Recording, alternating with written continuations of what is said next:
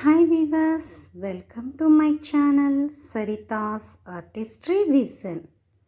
ఇప్పుడు మనము ఉగాది పచ్చడి యొక్క ప్రాముఖ్యత తెలుసుకుందాం.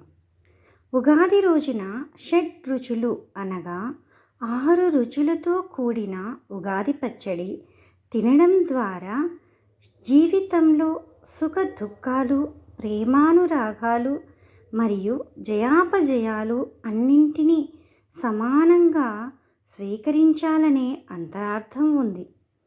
ఉగాది పచ్చడిలో ఉండే ఒక్కొక్క పదార్థం ఒక్కొక్క రకమైన భావానికి సంకేతంగా చెబుతారు. ఇందులో తీపి కోసం కలిపే బెల్లం ఆనందానికి ప్రతీకైతే, ఉప్పు జీవితంలో ఉత్సాహానికి రుచికి ప్రతీక.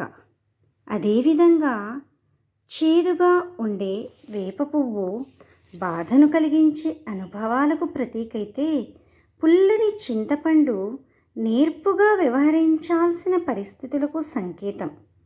కొత్త సవాళ్లకు వగరుగా ఉండే మామిడి ముక్కలను సహనం కోల్పోయేలా చేసే పరిస్థితులకు కారాన్ని ప్రతీకగా చెబుతారు. ఉగాది పచ్చడి తీపి, పులుపు, కారం, ఉప్పు, వగరు, చేదు కలిసిన షడ్ రుచుల సమ్మేళనం.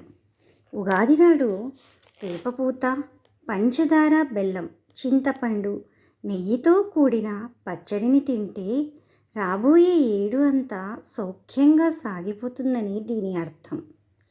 ఉగాది రోజున అభ్యంగన స్నానం చేసి ఉగాది పచ్చడిని పరగడుపున అల్పాహారంగా తీసుకుంటారు.